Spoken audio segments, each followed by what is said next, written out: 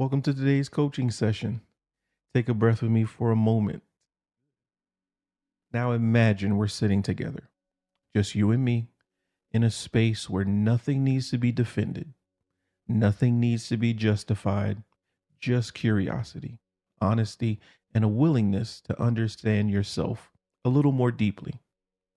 You asked about conflict in your relationship, why disagreements feel so heavy, why small things turn into big things, why sometimes you shut down or your partner shuts down, and how to break that cycle. This is one of the most important conversations any couple can have because the truth is, relationships aren't destroyed by conflict, they're destroyed by the way we fight. Today, we're going to explore what I call silent battles, the internal patterns, the conflict styles, the emotional reflexes that shape how you show up when things get tense. Hopefully, by the end of this session, you'll understand why you fight the way you do, why your partner fights the way they do, how withdrawal, stonewalling, escalation, and repair attempts actually work, and how to shift from conflict to connection. Let's get started. Why does conflict feel so personal? Before we talk about conflict styles, I want to ask you something. And you don't have to answer out loud, just answer honestly to yourself. When you're in a disagreement with your partner, what are you actually fighting for?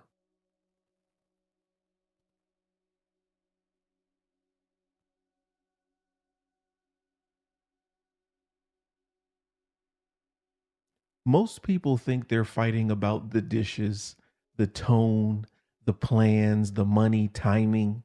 But underneath all of that, the real battle is usually about something much deeper. Do you see me?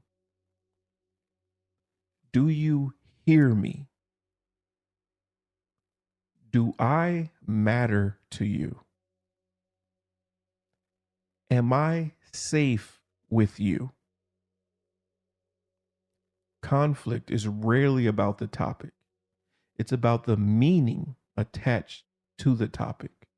So when you feel yourself getting activated, heart racing, voice tightening, and defending, that's not you being dramatic. That's your nervous system saying something important feels threatened. And that's where conflict styles come in.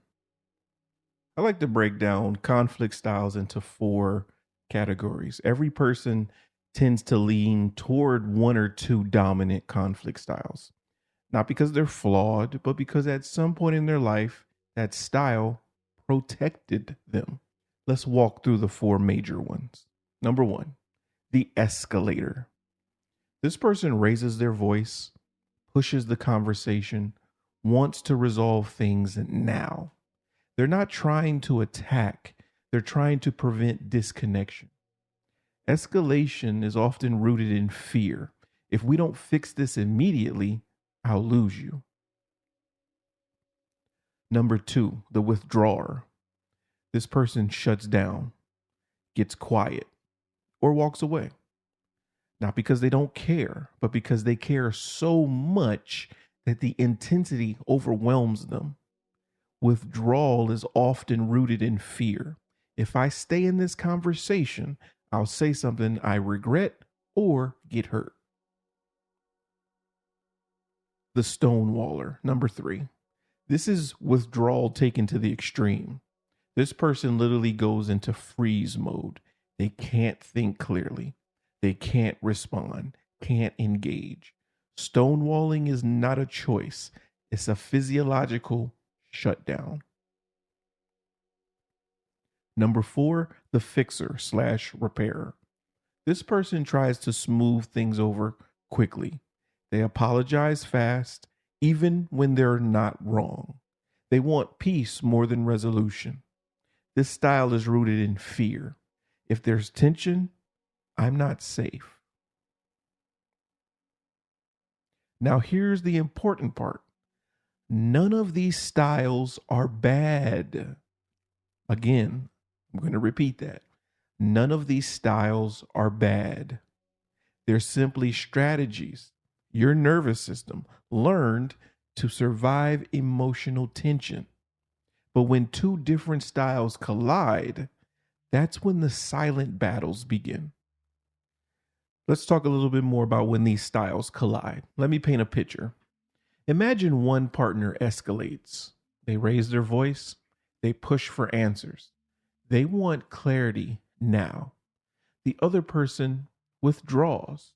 They shut down, get quiet, look away. To the escalator, withdrawal feels like abandonment. To the withdrawer, escalation feels like an attack. Both people feel unsafe. Both people feel misunderstood. Both people think the other person is the problem. But what's actually happening is this: two nervous systems are trying to protect themselves in opposite ways. And when you don't understand that, you start telling yourself stories. They don't care. They're trying to control me. They're avoiding responsibility. They're overreacting. But the truth is simpler. You're both scared. You're just scared in different directions. So what's the physiology of shutdown and escalation? Let's talk biology for a moment. When conflict hits, your body activates one of these three states: fight, flight, freeze. Escalation equals fight. Withdrawal equals flight. Stonewalling equals freeze. None of these are conscious choices. They're automatic. So when you say, I don't know why I shut down, or I don't know why I get so angry, you're not lying. Your body is reacting faster than your mind can process.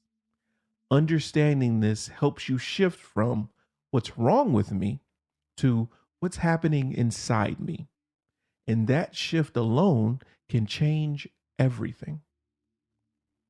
So now that conflict has started and we've identified some conflict personalities, let's talk about repair attempts, because that's where we want to get to at the end of the day. Here's something fascinating. Research shows that the difference between couples who stay together and couples who fall apart isn't the amount of conflict they have. It's whether they make repair attempts. A repair attempt is any gesture, big or small, that says, I want to reconnect. We've all been there. A soft tone, a gentle touch, a small joke, a pause, a breath, you saying, I'm listening, saying, let's try again, or I don't want to fight with you. Repair attempts don't erase the conflict. They interrupt the emotional spiral. Think of them as emotional CPR.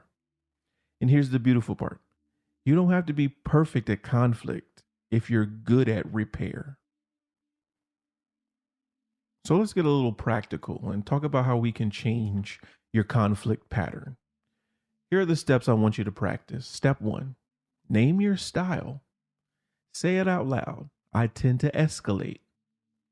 I tend to withdraw. I tend to freeze. I tend to fix too quickly. Naming it removes shame, and that creates awareness. Step 2, share your style with your partner. Not during a fight, during a calm moment. Something like, when I shut down, it's not because I don't care. It's because I get overwhelmed.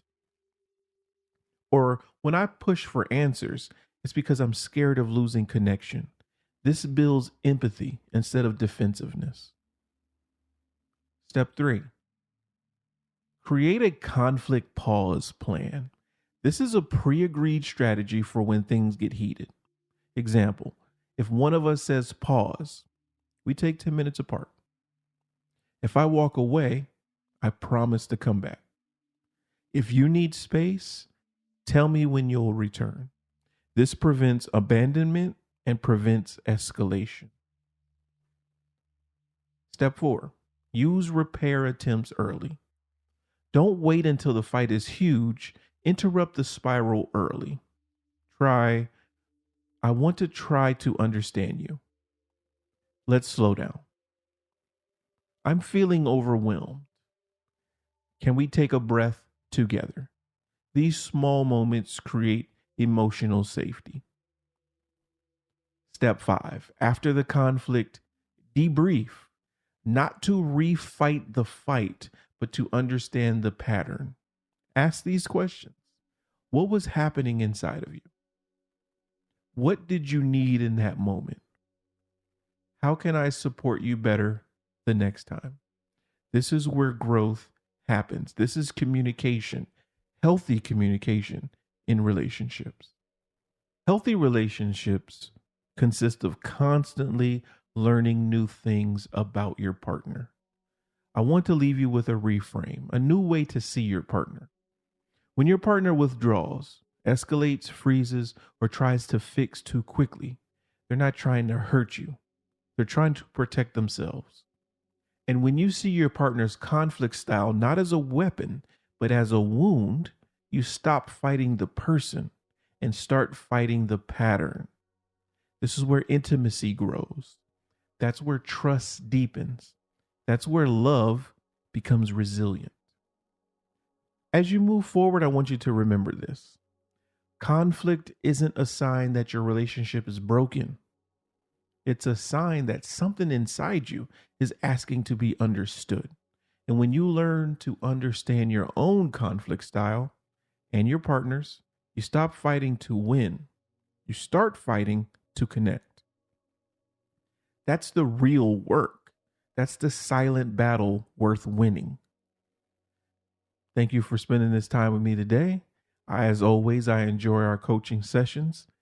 Please take a breath, let it settle, and when you're ready, go practice connection, even in the moments that feel hard. And remember, self-mastery is the new luxury.